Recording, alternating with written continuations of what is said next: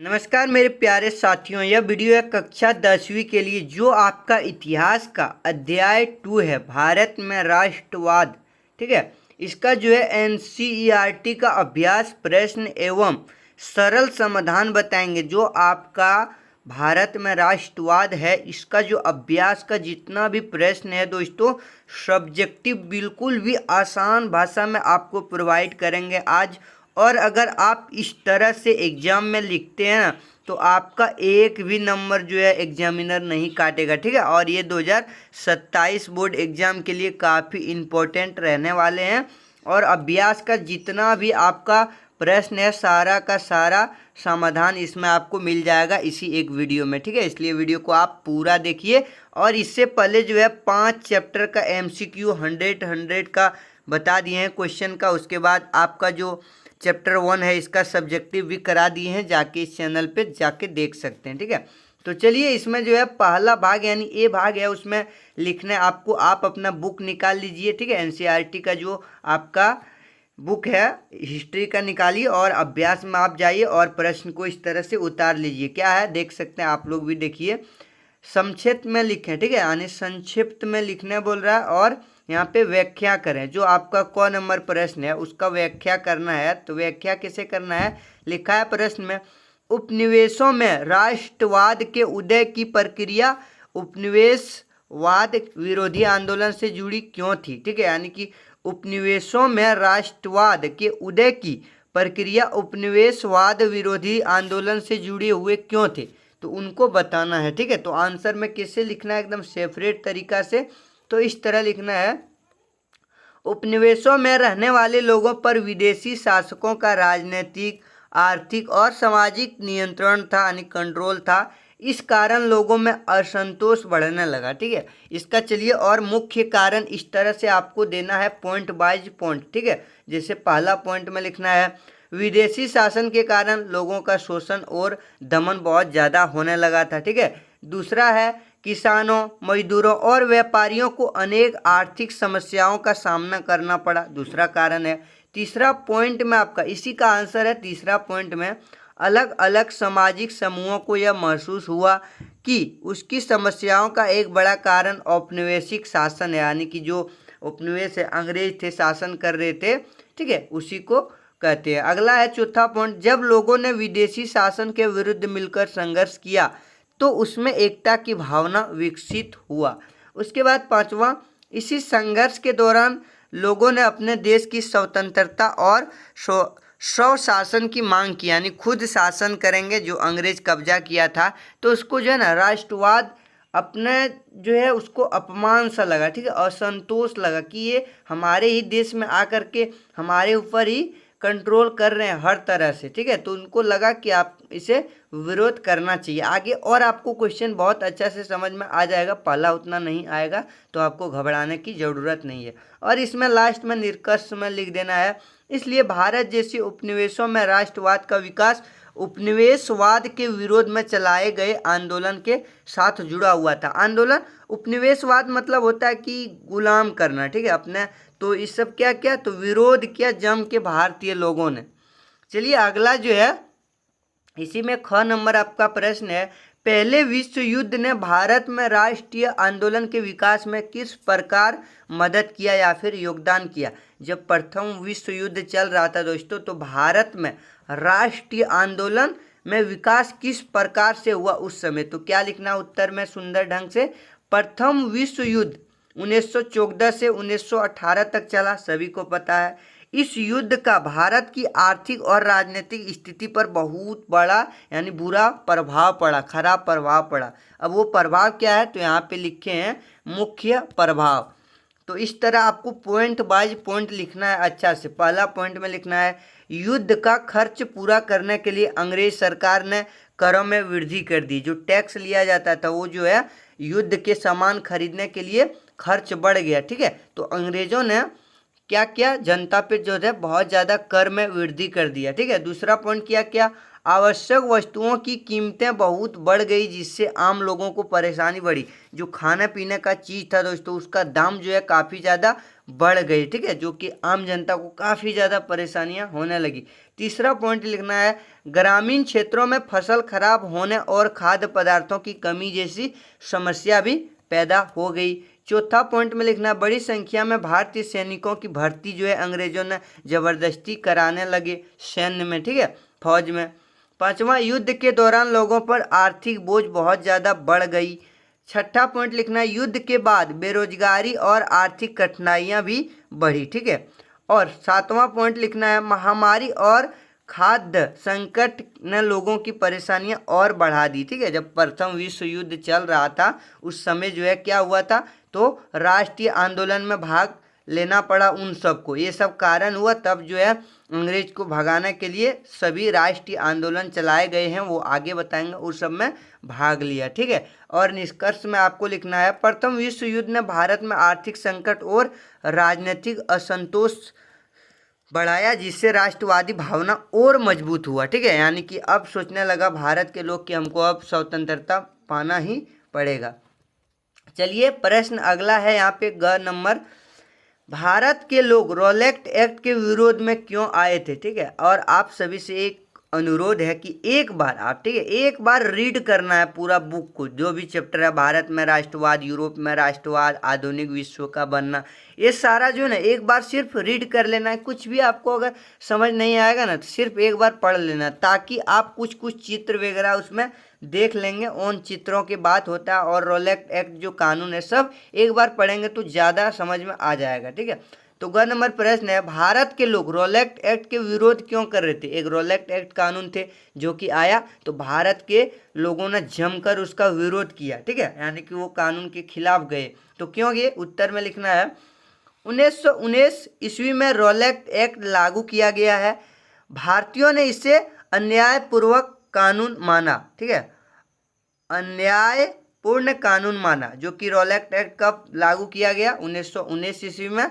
तो भारतीयों ने इनका जो है जमकर विरोध किया और ये अन्यायपूर्ण कानून था। इसमें क्या था, इस कानून के कारण सरकार को राजनीतिक गतिविधियों को दबाने के लिए बहुत अधिक अधिकार मिल गए थे।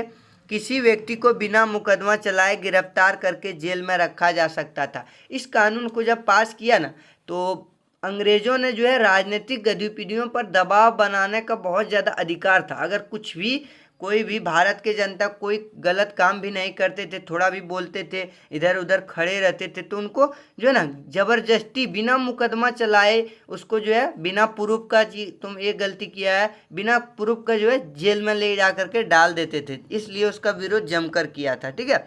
आगे चलिए देखते हैं इसका भारतीयों ने इसका विरोध क्यों किया, उसका कारण समझते हैं। तो पॉइंट वाइज लिखना है। एक नंबर में, यह कानून नागरिकों की स्वतंत्रता के विरुद्ध था, ठीक है। दूसरा, सरकार किसी व्यक्ति को बिना उचित मुकदमे के गिरफ्तार कर सकते थे, बिना सबूत के गिरफ्तार कर सकते थे, जबरदस्ती जिसको बोलते हैं, ठीक है। तीसरा, राजनीतिक कार्यकर्ताओं को दबाने का अधिकार सरकार को मिल गया था, ठीक है। और चौथा पॉइंट लिखना, भारतीयों ने इसे काला कानून का नाम भी दिया था। पांचवा, गांधी जी ने इसके विरोध में सत्याग्रह का आह्वान किया था, ठीक है, इसके विरोध में सत्याग्रह भी चलाया गया था। छठा, देश के कई स्थानों पर हड़तालें और विरोध का प्रदर्शन काफ़ी ज़्यादा हुए। इस तरह से आपको लिख देना है और निष्कर्ष में आपको लिख देना है क्वेश्चन का। चलिए क्या लिखना है उसे देखते हैं। रॉलेट एक्ट भारतीयों की नागरिक स्वतंत्रता को सीमित करता था, इसलिए पूरे देश में इसका विरोध जमकर किया। मान लो आप अगर अभी बाहर हैं, ठीक है, रॉलेट एक्ट कानून इस तरह से, मान लो आप अभी 2-4 दोस्त बाहर में खेल रहे हैं, ठीक है, गप कर रहे हैं कुछ भी, और अंग्रेजों को लगता है या फिर सरकार को लगता है कि ये कुछ साजिश कर रहे हैं, और कुछ भी आप नहीं कर रहे हैं, सिर्फ और सिर्फ क्या कर रहे हैं, बैठ के कुछ बातें कर रहे हैं 2 से 4 लोग, ठीक है। तो आपको जो है बिना कुछ सबूत जुटाए सीधा उठा के लेके चला जाएगा, जेल में डाल देगा, ठीक है। इस तरह से कानून था। तो बताइए इस तरह से कानून अभी जो है पास होने देंगे, नहीं देंगे। तो यही हुआ था। अगला है घ नंबर प्रश्न देखते हैं। गांधी ने यानी महात्मा गांधी जी ने असहयोग आंदोलन को वापस लेने का फैसला क्यों लिया था, ठीक है। गांधी जी ने पहले असहयोग आंदोलन चलाया, फिर उसको वापस लेने का फैसला क्यों किया। तो उत्तर लिखना है, असहयोग आंदोलन पूरे देश में तेजी से फैल रहा था, लेकिन फरवरी 1922 में चोरी चोरा की घटना के बाद गांधी जी ने आंदोलन को वापस लेने का निर्णय किया। काफ़ी जो है ना, असहयोग आंदोलन का अर्थ है कि बिना किसी को सहयोग किए, ठीक है, अंग्रेजों को सहयोग नहीं करना, कुछ भी नहीं, अन्यायपूर्वक अहिंसा भी नहीं करना, उससे हाथ जोड़कर असहयोग नहीं करना किसी भी चीज़ में। जैसे जो है दुकान बंद कर देते थे, जो है कोर्ट कचहरी नहीं जाते थे, ठीक है, उन सब को जो बनाया था। तो वही जो कि 1922 फरवरी 1922 में एक घटना हो गया। इसी के बीच काफ़ी जोर शोर से चल रहा था असहयोग आंदोलन, लेकिन इसके बीच जो है फरवरी 1922 में चोरी चोरा का घटना हो गया। इसके बाद इस आंदोलन को वापस ले लिया गया है। क्या है मुख्य कारण, उसको आपको लिख देना अच्छा से पॉइंट में। पहला पॉइंट, चोरी चोरा में प्रदर्शनकारियों और पुलिस के बीच हिंसक टकराव हो गए, ठीक है, बहुत ज़्यादा प्रदर्शनकारियों और पुलिस के बीच लड़ाई होने लगा। दूसरा, पुलिस थाने में आग लगा दी गई और कई पुलिसकर्मियों मारे गए, ठीक है, बहुत ज़्यादा जब असहयोग आंदोलन आक्रोश हो गया, क्रोधित हो गया, तो बहुत सारे लोग उसमें जो है ना भीड़ भड़का में रहते हैं, 2-4 बदमाश, तो उन सब ने पुलिस पे आक्रमण करने लगा और थाने में आग लगा दिया, जिससे काफ़ी पुलिस कर्मचारियाँ भी मारे गए थे। तीसरा, गांधी जी अहिंसा के सिद्धांत में विश्वास करते थे। गांधी जी बिल्कुल भी लड़ाई झगड़ा नहीं करना चाहते थे, वो अहिंसक आदमी थे। चौथा पॉइंट, उन्हें लगा कि आंदोलन हिंसक दिशा में जा रहा है, ठीक है, जब लड़ाई होने लगा, पुलिस से टकराव होने लगा, तो उन्हें लगा कि यह आंदोलन जो है अहिंसा के बजाय हिंसक दिशा में जा रहा है। तो पांचवा में लिखना, वे नहीं चाहते थे कि स्वतंत्रता आंदोलन हिंसा का रूप ले, ठीक है, वे नहीं चाहते थे। कौन? महात्मा गांधी। इसलिए उन्होंने 1922 ईस्वी में असहयोग आंदोलन को वापस ले लिया, ठीक है। इस तरह से आपको अच्छा से लिखना है। और निष्कर्ष में लास्ट में लिखना, गांधी जी के लिए स्वतंत्रता के साथ साथ अहिंसा भी बहुत महत्वपूर्ण थी, इसलिए चोरी चोरा की हिंसा के बाद उन्होंने आंदोलन रोक दिया, ठीक है। कौन सा आंदोलन? तो असहयोग आंदोलन। अब चलिए दूसरा प्रश्न यहाँ है, सत्याग्रह के विचार का क्या मतलब है, यानी सत्याग्रह से आप क्या समझते हैं, इस विचार पर आपको थोड़ा चर्चा करना है। तो उत्तर लिखना, सत्याग्रह का अर्थ है सत्य के लिए आग्रह और अहिंसा के माध्यम से अन्याय का विरोध करना। सत्या का मतलब होता है सत्य के लिए आग्रह करना, ठीक है, और अहिंसा के माध्यम से अन्याय का विरोध करना, यानी कि सही रास्ते पे और सत्य मार्ग पे चल के बिना लड़ाई झगड़ा करके न्याय पाना, ठीक है, यही था। गांधी जी का मानना था कि यदि हमारा उद्देश्य सत्य और न्याय पर आधारित है तो हमें हिंसा का सहारा नहीं लेना चाहिए, ठीक है, इस तरह से लिखना है। और इसका सत्याग्रह का मुख्य विशेषता लिख देना है। पहला, सत्याग्रही सत्य का साथ देता था। दूसरा, अन्याय का विरोध करता था लेकिन हिंसा नहीं करता था। अन्याय का तो विरोध करता था कि अन्याय हो रहा है इसका विरोध करता था, लेकिन लड़ाई झगड़ा करके नहीं, उससे हाथ जोड़ के, ठीक है। तीसरा, विरोधी के प्रति घृणा रखने के बजाय उसे अपनी गलती समझाने का प्रयास करते थे, ठीक है, विरोधी के प्रति घृणा रखने के बजाय कि ये इसने मारा है इसको और मारेंगे, तो वो नहीं करते थे काम, वो अपनी गलती समझाने के लिए प्रयास करते थे, उनकी गलतियों को समझाते थे। चौथा, सत्याग्रह में आत्मबल और अहिंसा को महत्व दिया जाता था, ठीक है। पांचवा पॉइंट में लिखना है, गांधी जी मानते थे कि अहिंसा के माध्यम से भी अन्यायपूर्ण शासन का विरोध किया जा सकता है, ठीक है, वो उसका मानना था। उदाहरण में लिख लेना, गांधी जी ने भारत में चंपारण, खेड़ा और अहमदाबाद में सत्याग्रह के माध्यम से लोगों की समस्याओं को भी उठाया था। पता है चंपारण में क्या किया था, बिहार के चंपारण में जो है किसानों के खिलाफ जो है बगान में किया था, आगे उसके बारे में भी बताएंगे। निष्कर्ष में इस तरह लिखना सरल शब्दों में, सत्याग्रह बराबर सत्य प्लस अहिंसा प्लस अन्याय का शांतिपूर्वक विरोध करना। अगला चलिए अब जो है तीसरा प्रश्न, निम्नलिखित पर अखबार के लिए रिपोर्ट लिखें, ठीक है, निम्नलिखित पर, या फिर आपको पूछ देगा क्या, देख सकते हैं कौन नंबर, जलियांवाला बाग हत्याकांड, ठीक है, इस पर आपको एक रिपोर्ट बनाना है, क्या था, कैसे हुआ था ये घटना, ठीक है। तो बहुत अच्छा से इसको लिखना है दोस्तों, या फिर आप मोबाइल में एक बार अच्छा से सर्च कर लेना, कितना अच्छा से आपको बताया जाएगा। देख सकते हैं समाचार रिपोर्ट इस तरह से लिखना है, शीर्षक में देना है जलियांवाला बाग हत्याकांड भीषण गोलीकांड, ठीक है, जो कि गोली बारूद चला था। स्थान अमृतसर, तिथि 13 अप्रैल 1919 ईस्वी को जलियांवाला बाग हत्याकांड हुआ था। कहाँ हुआ था? स्थान अमृतसर में। ठीक है, अब क्या हुआ था इसके बारे में आपको अच्छा से लिखना है। 13 अप्रैल 1919 ईस्वी के पंजाब के अमृतसर में जलियांवाला बाग में बड़ी संख्या में लोग एकत्रित हुए थे। यह दिन बैसाखी का भी था। ठीक है, इस तरह से आपको लिखना है। ब्रिटिश अधिकारी जनरल डायर अपने सैनिकों के साथ वहां पहुंचता है। उससे बिना उचित चेतावनी दिए सभा में मौजूद लोगों पर गोलियां चलाने का विरोध किया था। इसे हम एक अच्छे से समझाते हैं। एक जो है वैशाख माह में पंजाब के अमृतसर में मेला लगते थे। ठीक है दोस्तों, मेला लगते थे तो काफ़ी ज़्यादा देख सकते हैं ना, मेला में भीड़ भड़का आता है, बहुत सारा लोग रहते हैं, आम जनता रहते हैं। हम लोग भी जाते हैं मेला तो काफ़ी ज़्यादा भीड़ देखते हैं। तो वहाँ पे आराम से जो है बिना लड़ाई झगड़ा किए जो है एकत्र हुए थे काफ़ी जनसंख्या में लोग। ठीक है, आम जनता। और वहाँ पे मेला लगता है बैसाखी अमृतसर में पंजाब के, और वहीं घुस गए सब। और अंग्रेज ने इधर से किसको भेजा? तो अपने एक सैनिक ब्रिटिश अधिकारी जो थे, वो जनरल डायर थे, वो वहाँ पहुँच गया और झूठ मूठ का पहुँचा था कि वहाँ पे जो है लोग सब एकत्रित होके एकजुट होके अंग्रेज़ों के खिलाफ जा रहा है, साजिश कर रहा है, अंग्रेज़ों पर आक्रमण करेगा। ठीक है, झूठ मूठ भड़काया गया यहाँ पे अपने सरकार को। ठीक है, भड़काया गया और ये जनरल डायर जो है सैनिकों के साथ वहाँ पहुँचा और उसने बिना उचित चेतावनी दिए जो है उन गेट को बंद किया और वहाँ पे जो है अपने सैनिकों को गोलियां चलाने के लिए फ्री कर दिया, आदेश दे दिया। कौन? जनरल डायर ने। और वहाँ पे जो है जलियांवाला बाग में चारों ओर से दीवारें से घिरा था और बाहर निकलने के रास्ते भी सीमित थे। इस कारण लोगों में भारी अफरा तफरी मच गई। वहाँ मान लो जब उतना भीड़ में अगर गोलियां चलने लगेगी तो लोग इधर से उधर, आप ही कल्पना कीजिए कि मेला में कुछ भी घटना हो जाता है तो सब इधर उधर भागने लगते हैं। थोड़ा भी लाठीचार्ज हो जाता है पुलिस के द्वारा तो भागने लगते हैं। तो वहाँ पे गोलियां चलने लगा तो अफरा तफरी मच गया। इस घटना में बड़ी संख्या में लोग यानी सैकड़ों लोग मारे गए और घायल हुए। इस घटना के पूरे भारत में अंग्रेजी शासन के प्रति गहरा आक्रोश पैदा कर दिया। ठीक है, काफ़ी ज़्यादा ये घटना महत्वपूर्ण मानी जाती है, जलियांवाला बाग हत्याकांड। ठीक है, जो कि काफ़ी लोगों को मार दिया गया था। ना कि कोई कुआं था उसमें कुआं में कूद रहा था, कोई चढ़ रहा था दीवार पे, लेकिन गोली चला दिया धाए धाए तो सब गिर गए थे और खून की नदियां बह गए थे। ठीक है, वहाँ पे जैसे जल का नदी नहीं बहती है उसी तरह वहाँ पे खून की नदियां बह रही थी।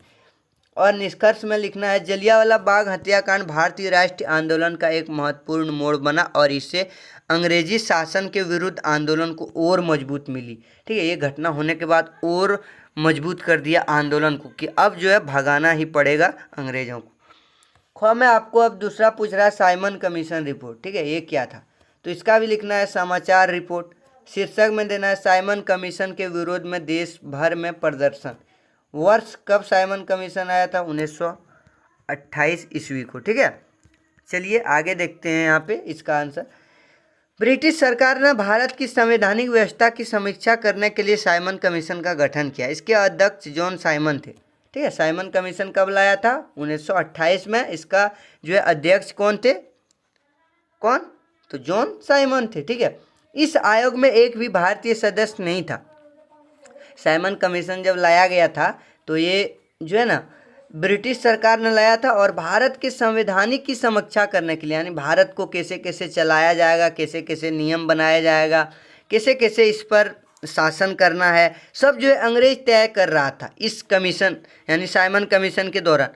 और सच बात यह है कि इस आयोग में एक भी भारतीय सदस्य नहीं था। यही कारण था कि भारतीयों ने इसका जोड़कर विरोध किया। अरे भाई, मेरा देश है और आप तय करेंगे कि कैसे जो है कानून चलाना है, कैसे नियम बनाना है, किस तरह से जनता का विकास करना है, और आप कैसे तय कर सकते हैं? हमारे देश में अंग्रेज कैसे तय कर सकते थे? ठीक है, तो इसीलिए, और अगर हाँ इसको और चलने देता, अगर इसमें भारत के 2-4-10 लोग रहते, सदस्य रहते, तो इसको चलाया जाता। चलो भाई, हमको पता है यहाँ पे कैसे कैसे लोग जीवन यापन करते हैं, तो उस तरह से हो सकता था। लेकिन एक भी जो है इसमें भारतीय लोग नहीं थे, जिसके कारण इसका जो है विरोध किया गया। जब साइमन कमीशन भारत पहुंचा तो कई स्थानों पर लोगों ने साइमन कमीशन वापस जाओ के नारे लगाए। Simon commission go back, Simon commission go back, इस तरह से नारे भी लगाए। पंजाब में लाला लाजपत राय ने भी इसके विरोध में प्रदर्शन का नेतृत्व किया। ठीक है, पंजाब में भी लाला लाजपत राय ने इसके विरोध काफ़ी ज़्यादा प्रदर्शन किया। प्रदर्शन के दौरान पुलिस की लाठीचार्ज की घटना में भी गंभीर रूप से घायल हुए, बाद में उनकी मृत्यु हो गई। किसका? लाला लाजपत राय का। लाठी से मार रहा था। देखना, जब थोड़ा वीडियो वगैरह आप लोग देखना, इस पर फिल्म मूवी भी बनाया गया था। लाठी मार रहा है माथे में। ठीक है, और काफ़ी ज़्यादा मार के उसको वहीं मुड़ा दिया, मृत्यु हो गया। ठीक है, काफ़ी ज़्यादा संघर्ष किया दोस्तों भारत को आज़ाद करने के लिए। निष्कर्ष, साइमन कमीशन के विरोध भारतीय राष्ट्रीय एकता और अंग्रेजी शासन के विरोध की भावना को और मजबूत किया। ठीक है, अगला चलिए चौथा, इस अध्याय में दी गई भारत माता की छवि और जर्मनिया की छवि की तुलना कीजिए। ठीक है, यानी कि हमारा जो राष्ट्रीय छवि है दोस्तों वो क्या है? भारत माता। और जर्मनिया कहाँ है? जर्मन का।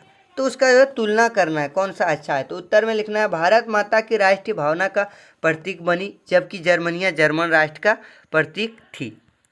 अब लिखना है पॉइंट में, भारत माता का प्रसिद्ध छवि अवरिंद्र, ठीक है, अवरिंद या फिर अवरिंद नाथ टैगोर ने बनाई थी। अवरिंद्र नाथ ही इसका नाम है, रविंद्रनाथ नहीं आप लोग कहना। ठीक है, बोलेगा गलती पढ़ा रहे हैं। अवनिर्द्र नाथ है, आप लोग सर्च करना। ठीक है, उन्हें एक शांत और आध्यात्मिक महिला के रूप में दिखाया गया है। उसके हाथों में पुस्तक, माला, सफ़ेद वस्त्र और अन्य वस्तुएं दिखाई गई है। ठीक है, इसका तस्वीर देख लेना भारत माता का। अब तो जो है देवी की जैसा दिखती है, बाद में बदला है, लेकिन पुराना आप देखना दूसरे टाइप का बनाया था, जो ज्ञान, तपस्या और मातृभूमि से जुड़ी भावनाओं को व्यक्त करती है हमारे भारत माता। ठीक है, इससे दर्शाता क्या है वो देखना है। उसी तरह लिखना है जर्मनिया जर्मन राष्ट्र की प्रतीक महिला आकृति थी। उसे बलूत के पत्तों का मुकुट पहने दिखाया गया है। बलूत जर्मन परंपरा में वीरता का प्रतीक था। उसके हाथ में तलवार और अन्य प्रतीक राष्ट्र की शक्ति और एकता को दर्शाते हैं। इस तरह से दोनों का बात लिख देना है, भारत माता के बारे में और जर्मनिया यानी जर्मन राष्ट्र के बारे में। समानता, दोनों ही चित्रों में राष्ट्र को एक महिला के रूप में प्रस्तुत किया गया है। और अंतर इसमें अब क्या लिखना है, तो अंतर अब स्पष्ट करना है। भारत माता की छवि में आध्यात्मिकता, मातृत्व और त्याग की भावना अधिक दिखाई देती है, जबकि जर्मनिया की छवि में वीरता, शक्ति और जर्मन राष्ट्रीय एकता को दिखाया गया है। हमारा जो भारत माता की छवि में दिखाया गया है उसमें ज़्यादा आध्यात्मिकता, मातृत्व और त्याग की भावनाओं को दिखाया गया है, जबकि जर्मनिया की जो छवि है उसमें वीरता, शक्ति और जर्मन राष्ट्रीय एकता पर जोर दिया गया। ठीक है, इस तरह से लिखना है। अब चलिए आपको बी यानी भाग बी में देखना है, चर्चा करने बोल रहा है कौन सा क्वेश्चन पे, तो उसके बारे में चर्चा करना। चलिए, एक नंबर है 1921 में असहयोग आंदोलन में शामिल होने वाले सभी सामाजिक समूहों की सूची बनाइए। इनमें से किन 3 आशाओं और संघर्षों के बारे में लिखिए, किन्हीं 3। ठीक है, जब 1921 ईस्वी में असहयोग आंदोलन में शामिल होने वाले सभी सामाजिक समूहों की सूची बनाना है और इसमें किन्हीं 3 की आशाओं और संघर्षों के बारे में लिखना है। ठीक है, तो चलिए किस तरह से लिखना है। 1921 में असहयोग आंदोलन में अलग अलग सामाजिक समूहों ने जो है भाग लिया था। इसमें प्रमुख थे, पहला शहरों के मध्यवर्गीय लोग थे, यानी कौन कौन भाग लिए थे, तो शहरों के जो है मध्यम वर्गीय लोग थे उन सब ने लिया था। दूसरा किसानों ने लिया था। तीसरा आदिवासी ने भी लिया था। चौथा बागान मजदूर ने भी लिया था। पांचवा कुछ स्थानों पर व्यापारी और व्यवसायी वर्ग के लोग ने भी लिया था। इन समूहों की अपनी अपनी समस्याएं और आंदोलन के अलग अलग उम्मीदें थी, यानी कि उम्मीद क्या थे, किस लिए जो है आंदोलन में भाग लिया था। तो पहला चलिए लिखते हैं, 3 का बोला है, तो शहरों का मध्य वर्ग के बारे में लिखते हैं। शहरों के विद्यार्थियों ने सरकारी स्कूल कॉलेज का बहिष्कार किया। ठीक है, इस सब ने भाग लिया। और असहयोग आंदोलन का मतलब क्या होता है, असहयोग नहीं करना, किसको, अंग्रेजों का। तो किस तरह से भूमिका निभाया शहर के लोगों ने, तो शहर के लोगों ने जो है विद्यार्थियों ने स्कूल कॉलेजों को बहिष्कार किया कि हम अंग्रेज के स्कूल कॉलेज में नहीं जाएंगे, नहीं पढ़ेंगे। वकीलों ने अदालतों का बहिष्कार किया कि हम वकालत में नहीं जाएंगे। वकील जो लोग थे शहर के, उस सब ने अदालत में बंद कर दिया। लोगों ने विदेशी वस्तुओं का भी बहिष्कार किया कि हम विदेश का वस्तु यूज नहीं करेंगे। और इसे आशा क्या थे, उन्हें उम्मीद थी कि अंग्रेज शासन का विरोध करने से स्वराज जल्द प्राप्त होगा, यानी आज़ादी जल्द प्राप्त होगा, इन लोगों का भी आशा थी। ठीक है, उम्मीद थी। दूसरा, किसानों को जमींदारों और ऊंचे लगान की समस्याओं का सामना करना पड़ता था। किसानों से जो है जमींदारों और ऊंचे लगान की समस्याओं का सामना करना पड़ता था। और इन्हें आशा क्या थे, वे चाहते थे कि लगान कम हो और इन्हें जमींदारों के शोषण से राहत मिले। जमींदार जो ना बहुत ज़्यादा किसानों को शोषण करते थे। मान लो अंग्रेज को लगान 5,000 रुपये देना होता था तो ये मांगते थे इधर से किसानों से 7,000 8,000, जो कि अपना भी पॉकेट खर्चा रखते थे। तो काफ़ी ज़्यादा मजदूर परेशान थे। तीसरा में बागान मजदूर। असम के चाय बागान मजदूरों के आने जाने का कई प्रकार से प्रतिबंध थे, रोक थे, नहीं आने देते थे। ठीक है, उन्हें उम्मीद थी कि स्वराज आने पर स्वतंत्रता होकर अपने घर जा सकेंगे और बागान मालिकों के नियंत्रण से मुक्ति मिलेंगे। बागान मालिक जो है ना यहाँ से मजदूरों को गिरमिटिया मजदूर की तरह ले जाते थे, पता है, असम में, और ले जा कर के बागान में घुसा देते थे और 2 साल 5 साल 10 साल मजदूरों को आने नहीं देते थे, जो कि और उन सब ने भी भाग लिया। उन्हें उम्मीद ये थी कि जब स्वतंत्रता यानी भारत आज़ाद हो जाएगा तो हम यहाँ से आराम से जब चाहे तब जा सकते हैं, जब चाहे तब आ सकते हैं। जैसे अभी हर कोई कमाने जाता है तो जब चाहता है तब आ जाता है, जब चाहता है तब चले जाते हैं। तो उस समय ऐसा नहीं था दोस्तों। ठीक है, निष्कर्ष में लिखना है, इस प्रकार अलग अलग सामाजिक समूहों ने असहयोग आंदोलन में भाग लिया, लेकिन हर समूह के लिए स्वराज का अर्थ अलग अलग था। सब अपने अपने फायदे ढूंढ रहे थे। ठीक है, अगला लिखना है, मोस्ट इंपॉर्टेंट ये प्रश्न है, नमक यात्रा की चर्चा करते हुए स्पष्ट करें कि यह उपनिवेशवाद के खिलाफ प्रतिरोध का एक असरदार प्रतीक था। ठीक है, नमक यात्रा के बारे में लिखना है, अगर कुछ भी आए तो गड़गड़वा के यही लिखना है। उत्तर लिखना, नमक यात्रा सविनय अवज्ञा आंदोलन की शुरुआत का महत्वपूर्ण प्रतीक बनी।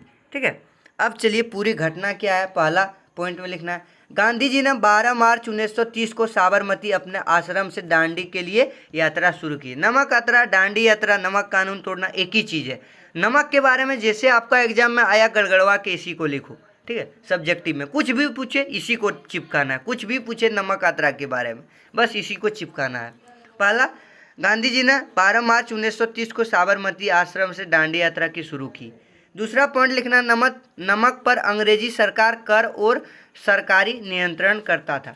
नमक पर जो है ना, नमक बनाने का अधिकार सिर्फ और सिर्फ अंग्रेज को उस समय था और उस पर जो है काफ़ी ज़्यादा कर लगा दिए थे और सरकारी नियंत्रण में था।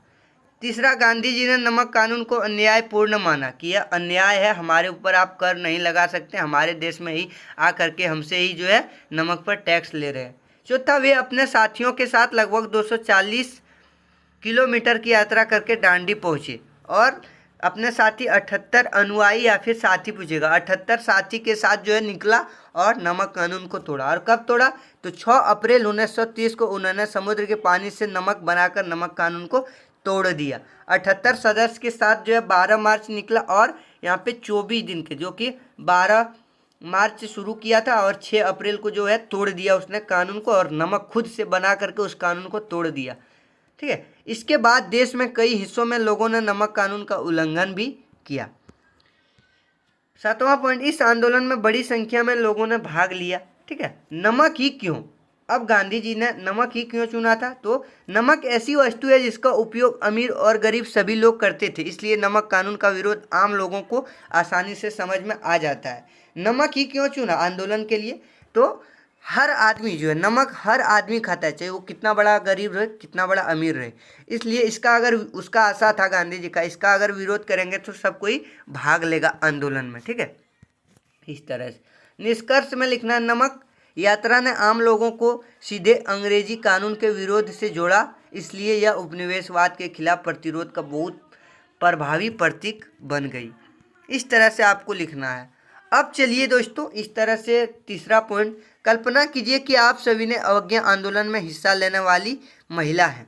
कल्पना करना है, ठीक है तो नहीं, लेकिन कल्पना करना है कि आप सभी ने अवज्ञा आंदोलन में हिस्सा लेने वाली महिला हैं। बताइए कि इस अनुभव का आपके जीवन में क्या अर्थ होता है। तो चलिए हम बताते हैं, मान लो लेते हैं उत्तर में, यदि सभी ने अवज्ञा आंदोलन में हम भाग लेने वाली महिला होती तो मेरे लिए यह बहुत महत्वपूर्ण और गर्व का अनुभव होता। मैं पहली बार सार्वजनिक रूप से अपने देश की स्वतंत्रता के लिए आवाज़ उठाती। मैं विदेशी वस्तुओं के लिए बहिष्कार और नमक कानून के विरोध में भाग लेती। गांधी जी के विचारों से मुझे अहिंसा और सत्य के रास्ते पर चलने की प्रेरणा मिलती। इस आंदोलन में भाग लेने से मेरे अंदर आत्मविश्वास बढ़ता और मुझे महसूस होता कि देश की स्वतंत्रता केवल पुरुषों की जिम्मेदारी नहीं है बल्कि महिलाओं का भी बराबरी भूमिका है। यानी कि जितना पुरुष ने लिया है भाग उतना महिलाओं भी लेना चाहिए हर आंदोलन में, ठीक है, वही बताया गया है। निष्कर्ष, चलिए निष्कर्ष, सविनय अवज्ञा आंदोलन मेरे लिए केवल अंग्रेजों का विरोध नहीं बल्कि अपने देश के लिए जिम्मेदारी और स्वतंत्रता की लड़ाई भी अपनी भागीदारी का अनुभव होता है, ठीक है। चौथा आंसर आपको लिखना है, राजनीतिक नेता पृथक निर्वाचन के सवाल पर क्या बांटते हुए थे, ठीक है। तो अब चलिए इसके बारे में लिख देना है, यानी कि राजनीतिक नेता पृथक निर्वाचिका के सवाल पर क्यों बंटे हुए थे, यानी क्यों अलग अलग जो है बंटे हुए थे लोग, कौन सा, जो कि राजनीतिक नेता थे। पहला उत्तर लिखना, पृथक निर्वाचिका, ठीक है, निर्वाचिका का अर्थ था कि किसी विशेष समुदाय के लोग अपने अलग प्रतिनिधि चुनना। इस मुद्दे पर भारतीय राजनीतिक नेताओं के विचार अलग अलग थे। पहला जो एक राजनीतिक था डॉक्टर भीमराव अंबेडकर। डॉक्टर भीमराव अंबेडकर दलित वर्गों के राजनीतिक अधिकारों और प्रतिनिधित्व के चिंतक थे। उनका मानना था कि दलितों को राजनीतिक रूप से मजबूत बनाने के लिए उन्हें उचित प्रतिनिधित्व मिलना चाहिए। मुस्लिम लोग थे अलग पक्ष से। मुस्लिम नेताओं का एक वर्ग को डर था कि संयुक्त निर्वाचन व्यवस्था में मुस्लिम समुदाय के राजनीतिक प्रतिनिधित्व कम हो सकता है, इसलिए वे अपने राजनीतिक हितों की सुरक्षा करते थे, अपना अलग ग्रुप बनाते थे। और बेचारा महात्मा गांधी और कांग्रेस का विचार, गांधी का मानना था कि अलग अलग समुदाय के पृथक निर्वाचिका की व्यवस्था भारतीय समाज को और बांट सकती है और राष्ट्रीय एकता को नुकसान पहुंचा सकती है, ठीक है। जब काफ़ी नेता अलग अलग, मुसलमान अलग हो गए, डॉक्टर भीमराव अलग हो गए, सुभाष चंद्र बोस जितना थे सब क्रांतिकारी अलग अलग बंट गए थे, ठीक है। तो गांधी जी चाह रहे थे कि सब कोई अगर अहिंसा के रूप में मिल के अगर लड़ाई करेंगे अंग्रेज़ों से तो इसका भागना तय है, इसका मानना था महात्मा गांधी का, ठीक है। और ये चाह रहे थे कि अगर किसी तरह से भारतीय समाज जो है अलग बंट गए तो राष्ट्रीय एकता को बहुत ज़्यादा नुकसान पहुंचा सकते हैं और जल्दी जो है स्वतंत्रता हमें प्राप्त नहीं होगी। और निष्कर्ष में लिखना, इसलिए राजनीतिक नेता इस प्रश्न पर अलग अलग विचार रखते थे। कुछ नेता अपने समुदाय राजनीतिक अधिकारों की सुरक्षा करते थे जबकि गांधी जी, कांग्रेस के कई नेता राष्ट्रीय एकता को प्राथमिकता देते थे, ठीक है, इस तरह से। अब जो है सिर्फ सी भाग में देखना, परियोजना कार्य करने बोला है तो आप लोग कर लेना इसको, ठीक है। क्या प्रश्न है, इंडो चाइना के उपनिवेशवाद विरोधी आंदोलन का अध्ययन करें और भारत के राष्ट्रीय आंदोलन की तुलना इंडो चाइना के स्वतंत्रता संघर्ष से करें।